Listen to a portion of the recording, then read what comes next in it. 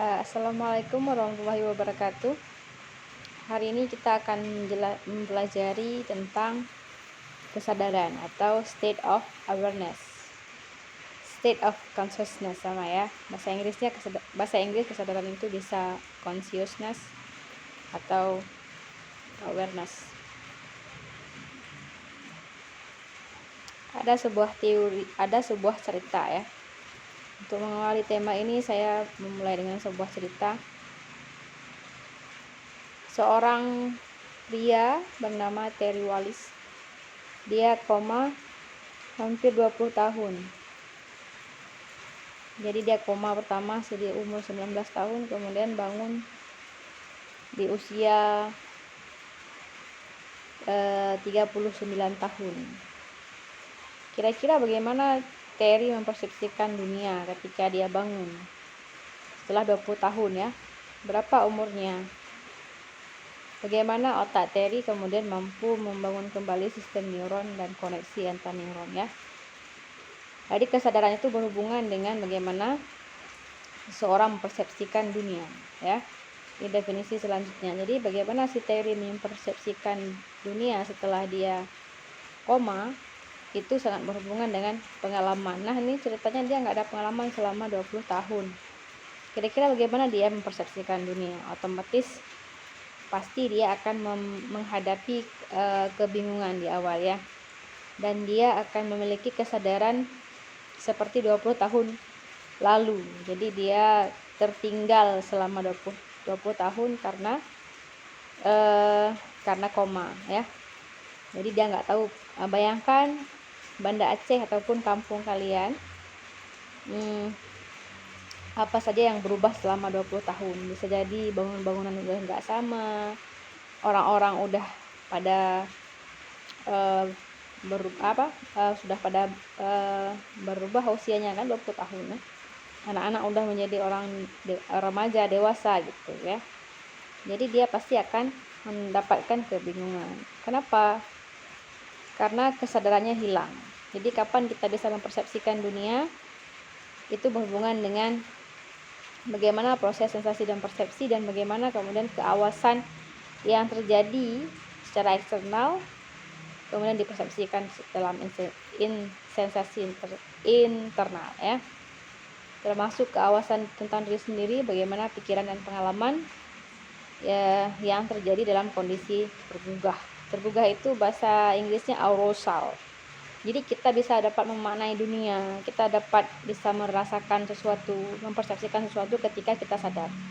Dan sebaliknya, ketika kita tidak sadar, maka kita akan hilang semua itu ya. Jadi kesadaran ini menyangkut pemahaman diri dari waktu ke waktu dan lingkungan kita.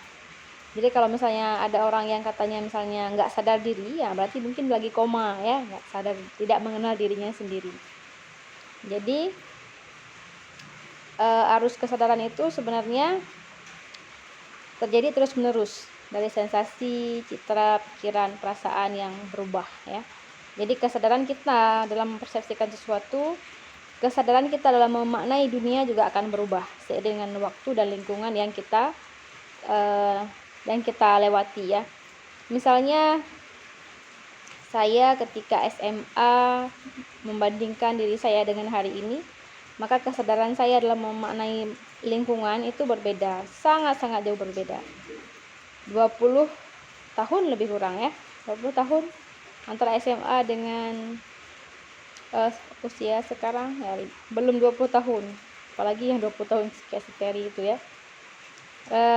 Jadi lingkungan kita, orang-orang yang kita jumpai, kemudian buku yang kita baca, pelajaran yang kita pelajari, itu semua mempengaruhi kesadaran kita.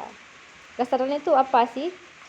Itulah keawasan internal ketika kita bagaimana mempersepsikan dunia ya. Misalnya kalian hari ini sebagai mahasiswa, bagaimana mempersepsikan kampus ketika ke kampus itu agak segan-segan ke ruang dosen, atau mahasiswa yang sedang berjuang dengan skripsi ya.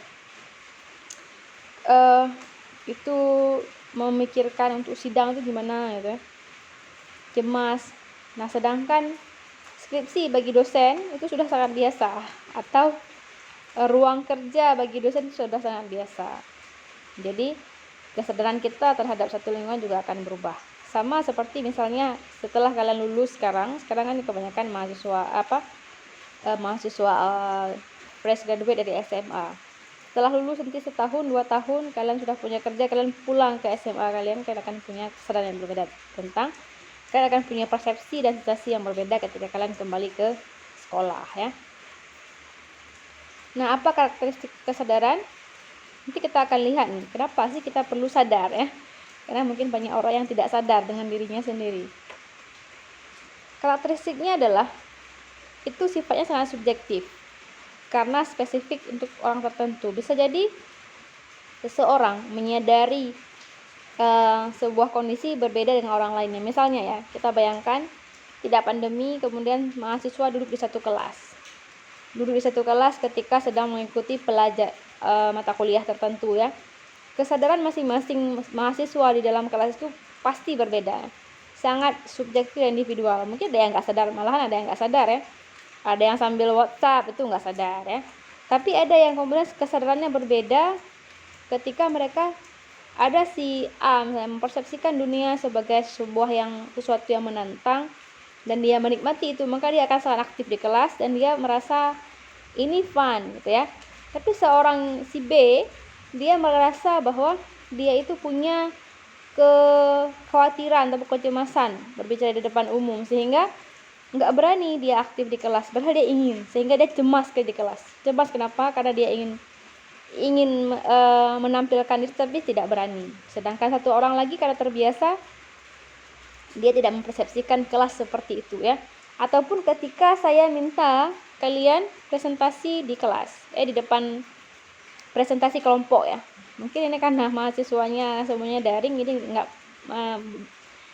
belum berkesempatan mendapatkan waktu untuk presentasi di depan kawan-kawan ya. Pengalaman pertama presentasi di bangku perkuliahan itu pasti akan berbeda dengan nanti kalian semester 7 ya. Dan itu akan berbeda satu orang dengan orang lainnya. Jadi kesadaran itu dinamis. Tidak pernah tetap. Karena kenapa? Kita terus bergerak, kita terus berubah. Bergerak dari satu keadaan ke keadaan yang lain. Kecuali kita koma ya. Jadi bagi orang yang tidak mengenal dirinya kayak gitu-gitu aja, berarti hampir mirip dengan orang pingsan, tidak sadar.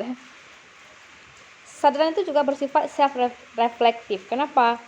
Karena kita melabel diri kita, memposisikan diri kita dengan lingkungan itu ada di mana. Itu ketika kita sadar, oh saya sepertinya harus lebih banyak meningkatkan. Oh saya sepertinya percaya diri, saya bisa duduk di depan. Oh saya sepertinya kurang suka, saya akan duduk di belakang gitu ya. Jadi self-reflektif, kita mendefinisikan diri kita sendiri, refleksi dari kita sendiri ya. Jadi kesadaran ini juga pusat sebagai perasaan aku, sense of self. Jadi sadar itu artinya kita mengenal diri kita sendiri. Pikiran kita menyadari tentang kesadaran kita ya. Ini berhubungan dengan proses perhatian yang selektif, terfokus pada satu hal. Jadi kesadaran itu juga tidak bisa sadar dengan semua tempat ya. Dia akan fokus pada satu hal. Di materi sebelumnya saya bicara tentang atensi selektif. Jadi ketika sedang berkuliah, kalau kalian membagi fokusnya menjadi 2, maka kalian akan tidak sadar mengenai apa isi kuliahnya. Karena memang seperti itu proses otak. Otak itu akan fokus pada atensi yang kita pilih.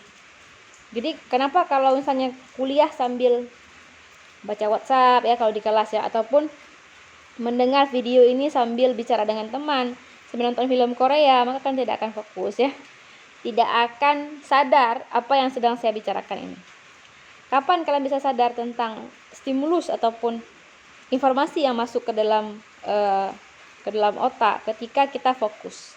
Karena kesadaran itu berhubungan dengan hal yang perhatian yang selektif atau disebut dengan selective attention ya.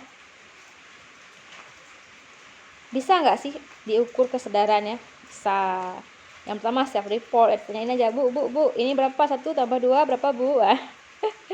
Itu paling ringannya gitu ya.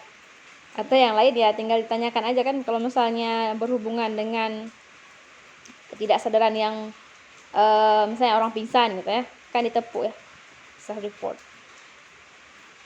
Behavioral measure, melihat ketika seorang mengerjakan sesuatu. Kita juga bisa lihat ini orang sadar nggak sih ya, kita lihat aja observasi. Psychological measure, menggunakan EEG. Dalam kondisi yang sangat parah seperti koma dan kondisi fisik yang sedang bermasalah, maka secara physiological measure itu paling dalam sekali itu kita bisa pasang EEG di otak. Ataupun kita ingin melihat bagaimana reaksi kesadaran orang dalam memaknai sebuah gambar ya.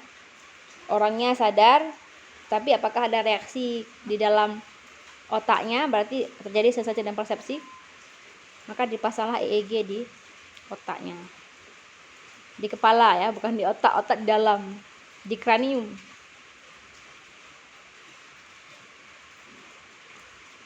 Nah, kita akan lihat nih beberapa perspektif psikologi terkait dengan kesadaran. Yang pertama ada psikoanalisis perspektif. Masih ingat psikoanalisis? Ini yang dulu pernah kalian dapat juga di materi perspektif psikologi kontemporer. Psikoanalisis itu sama dengan psikodinamika, sama dengan psikoanalisa ya. Di sana ada id, ego, superego. Dalam psikoanalisis, selain kesadaran, para ahli-ahli yang menganut paham psikoanalis, mereka itu juga percaya bahwa kita juga punya alam bawah sadar. Bahkan 3 ya, ada kesadaran, prasadar, dan ketidaksadaran. Ini ini konsepnya struktur kepribadiannya Freud ya, ada id, ego, superego. Jadi sesuatu yang menciptakan kecemasan, apakah itu sesuatu yang menciptakan ketidaknyamanan bagi individu, apakah itu pikiran, perasaan, atau emosi, akan ditekan ke dalam bawah sadar. Anything that create uncomfortable thought, feeling, and emotion are repressed into unconsciousness. Jadi menurut paham psikoanalisa, sesuatu yang tidak mengenakan bagi kita, apakah itu pikiran, perasaan, emosi, semuanya kita akan tekan dan akan kita kirimkan ke alam bawah sadar. Nanti ada juga dalam psikologi kepribadian, kita akan belajar lebih lanjut ya. Ternyata ada istilah ketidaksadaran kolektif. Artinya kita sebagai orang Aceh misalnya punya ketidaksadaran kolektif tentang kecurigaan terhadap isu-isu yang terkait dengan konflik misalnya, karena di Aceh itu punya konflik berkepanjangan. Jadi masyarakat Aceh punya ketidaksadaran kolektif terkait dengan isu konflik atau isu kepercayaan ya. Kalau perspektif kognitif, mereka tidak menyebutnya alam bawah sadar, mereka lebih menyebutnya ke istilah yang neurologis ya. Kognitif perspektif percaya ada 2 bentuk dari proses informasi yang bekerja secara harmonis, yang kemudian itu berhubungan dengan state of awareness, state of consciousness, kondisi kesadaran. Yang pertama terkontrol secara sadar, jadi dia diproses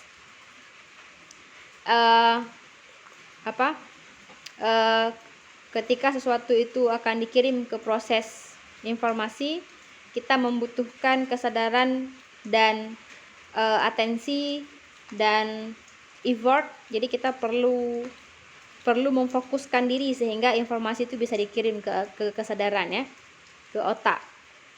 Tapi juga ada automatic unconsciousness. Ada proses yang bisa dilakukan secara otomatis tanpa perlu atensi atau perhatian yang cukup, perhatian yang serius ya. Kita bisa memproses itu. Ini bisa terjadi ketika misalnya kita melihat sesuatu yang berhubungan dengan hobi kita, ataupun ketika kita memiliki label tentang sesuatu ya. Misalnya ketika saya menyebutkan Korea, maka kemudian tiba-tiba ada informasi yang otomatis masuk dan dipersepsikan dengan K-pop yang kalian sukai misalnya, ataupun apa yang identik dengan Korea gitu ya. Kalau misalnya anak orang Indonesia, orang Aceh itu nggak bisa dengar Korea ya, padahal orang Korea itu biasa-biasa aja, kalau ke Korea pun biasa aja. Dan ada bentuk yang informasi yang harus dikirimkan dengan sengaja, sadar, itu namanya control processing ya. Apa itu? Ya ini pelajaran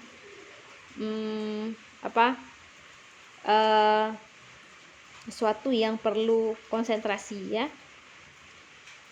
Bagaimana berhubungan dengan perspektif transpersonal. Transpersonal ini berhubungan dengan alam bawah, ini ya, agak-agak spiritual gitu ya, transidental gitu-gitu. Ini mirip seperti orang yang percaya tenaga dalam, tenaga orang yang bisa metafisis gitu ya. Jadi menurut transpersonal point of view, bentuk kesadaran itu ada kesadaran rasional, kesadaran intuitif, dan kesadaran yang berubah.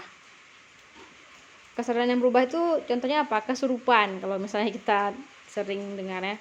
Tapi sebenarnya kesurupan itu bukan karena jin kalau menurut psikologi. Nanti kita akan bahas. Mereka mengalami split ataupun trance. Jadi mereka mengaktifkan otak tengah mereka dan kemudian menjadi orang lain. Karena lingkungan kita percaya jin, maka kesurupan itu menjadi ada jin dalamnya. Tapi kalau misalnya di luar negeri mereka tidak percaya jin, masyarakatnya jadi nggak pernah kesurupan jin. Tapi kesurupan siapa? Neneknya, dia berubah jadi neneknya, dia berubah jadi kawannya, dia berubah, namanya DID. Idenya disorder personality disorder. Tapi bagi transpersonal viewpoint, mereka percaya bahwa ada pengalaman mistis, itu ada ya. Jadi sama kayak orang yang main kuda lumping gitu ya, atau yang tiba-tiba kemasukan. Kalau misalnya transpersonal viewpoint percaya itu. Tapi kalau psikologi kognitif itu nggak percaya ya. Jadi untuk transpersonal viewpoint, mereka punya satu lagi ambang kesadaran, itu atas sadar. Kalau misalnya dari teori neurologis itu mirip seperti orang yang di bawah pengaruh obat-obatan psikotropika. Jadi kayak fly gitu ya. Jadi ada di atas kesadaran, atas sadar. Kalau sebelum ada ambang bawah sadar, prasadar, sadar, ini ada atas sadar. Nah, luar biasa. Jadi bagi yang cocok dengan tema ini harus sering-sering gabung ke transpersonal community ya. Nah, ini tingkat-tingkat kesadaran ya. Kesadaran tingkat tinggi, rendah, berubah, keawasan bawah sadar, tidak ada kesadaran. Yang tinggi itu seperti apa sih kesadaran kita ketika kita harus mengerjakan soal, ketika ujian, melibatkan pengelolaan terkendali ya. Kita harus memusatkan perhatian ke pekerjaan itu. Kita tidak bisa sambil-sambilan ya. Kalau rendah mencakup pengelolaan otomatis. Contohnya misalnya ketika kalian mengetik di keyboard ataupun mengetik balas WhatsApp teman ya, itu bisa dengan kesadaran yang rendah karena kita sudah terbiasa. Kesadaran terubah itu yang tadi dapat dihasilkan oleh obat-obatan, trauma, kelelahan, devibrasi sensori. Alam bawah sadar ataupun keawasan bawah sadar itu ketika seseorang terjaga, tertidur, dan juga bermimpi ya. Tidak ada kewasan, contohnya pingsan ya.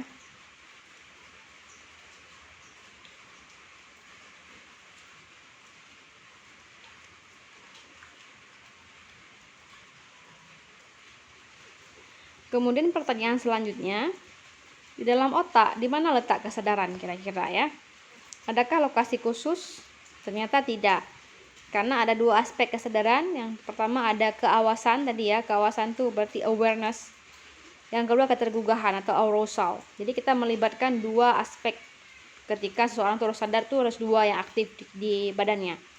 Yang pertama, keawasan adalah keadaan subjektif merasa sadar bahwa tentang apa yang terjadi, melibatkan korteks cerebrum, ya, terutama daerah asosiasi dan lobus frontal. Sedangkan ketergugahan itu berhubungan dengan keadaan fisiologis yang ditentukan oleh sistem aktivasi retikular, struktur jaringan yang mencakup dengan batang otak, medula, dan talamus. Jadi tidak ada lokasi khusus untuk di mana sih pusat kesadaran, ya, tidak ada, karena kesadaran ini melibatkan beberapa banyak hal aspek, ya.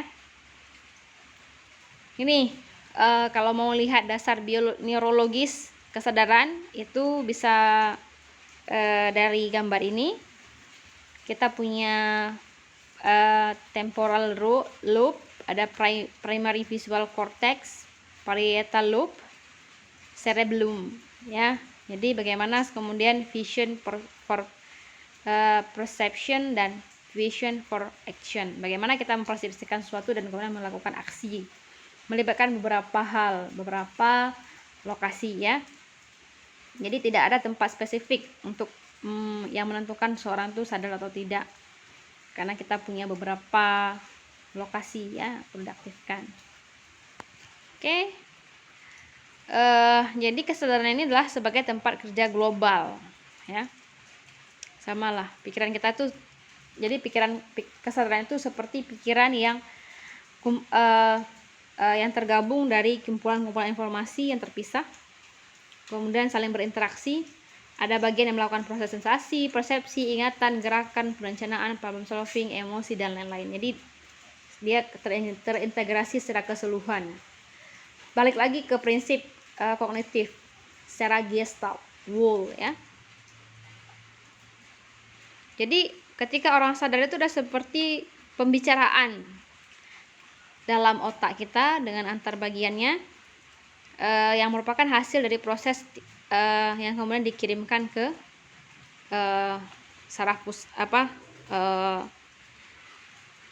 sistem saraf pusat untuk diterjemahkan, ya.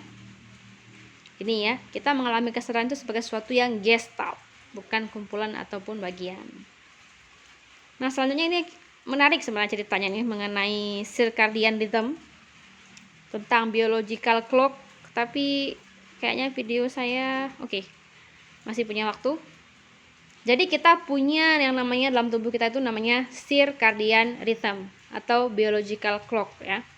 Ini berhubungan dengan ketika kita sadar, ketika kita terjaga, maka kita ternyata kita bisa mengaktifkan jam biologis kita, ya. Jadi tubuh kita punya jam juga, bukan hanya jam di dinding yang berbicara, ya. Implementasi dari makna dari circadian rhythm. Jam biologis itu bisa diatur, ya. Jadi kenapa ketika malam kita itu ngantuk dan ketika siang kita bisa terjaga? Kenapa? Karena ternyata memang kita punya sistem tubuh yang bekerja selama 24 jam. Ya, jadi ada temperatur tubuh, ada hormon yang dihasilkan yang kemudian mengalami perubahan secara ritmis, mempengaruhi kesiagaan dan kesadaran kita. Jadi kita punya sistem dalam tubuh kita antara sadar dan tidak sadar, antara tidur dan terjaga, ya, yang diatur oleh circadian rhythm.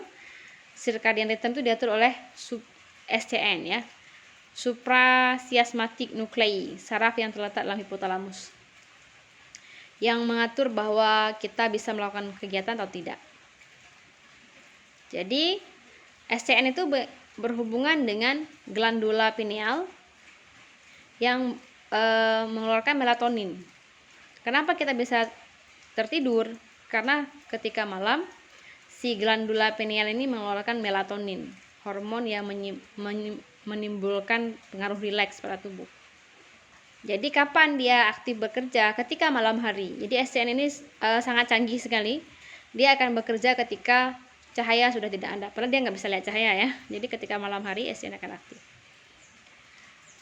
Dan CR ini diatur secara biologis, ya. Kalau kita terbiasa bangun jam 5, dipaksakan sampai sebulan, maka kemudian kalian akan otomatis terbangun jam 5. Sama, ya, kebiasaan yang nggak bisa tidur malam yang tidurnya sampai jam 2, kalau dilanjutkan maka itu akan menjadi seperti habit, dan kemudian itu akan badan akan menentukan jam biologis bahwa kalian akan tidur jam 2 malam, bangun telat ya. Coba aja, kenapa ketika kita subuh, ketika hari-hari biasa itu sulit untuk bangun subuh, tapi ketika bulan Ramadan kita itu mudah aja bangun sahur ya, karena ternyata kita punya sistem yang sangat canggih dalam tubuh kita. Kita punya namanya biological clock. Ketika hari pertama puasa sampai seminggu bisa jadi kita masih perlu memasang alarm untuk bangun sahur. Tapi kemudian sampai sebelum puasa berakhir kita akan mengalami perubahan biological clock. Kita akan otomatis terjaga ketika sahur, padahal sebelumnya tidak pernah terjaga di jam segitu. Itu membuktikan bahwa jam biologis bisa diatur, bisa dilatih, dan kemudian bisa diatur secara sistematis dan reguler ya.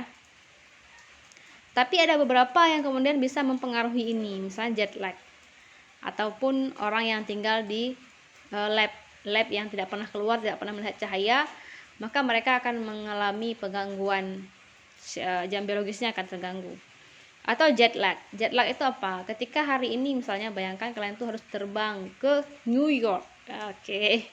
New York dan kita itu perbedaan waktunya hampir 24 jam. Kalau sekarang ini di sini kita pagi, di New York itu bisa jadi sudah malam ya. Nah, kalau misalnya nanti jam 9, jam 12 di New York orang sudah lagi tidur. Sehingga ketika kita terbang dengan pesawat, kita di sini masih siang. Kemudian sampai di sana biasa kalau misalnya dari Indonesia ke Amerika, New York itu di UK ya. Boleh ke Amerika, boleh ke UK, sama waktunya di sana pasti malam, di sini kita siang.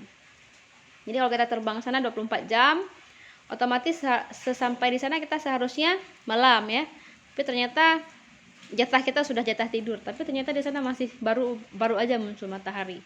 Sehingga kita bisa merasakan ngantuk.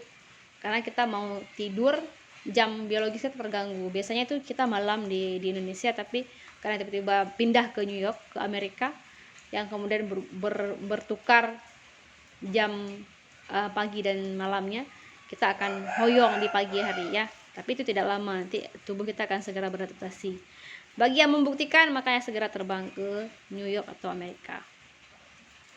Oke, ini ya ceritanya circadian rhythm.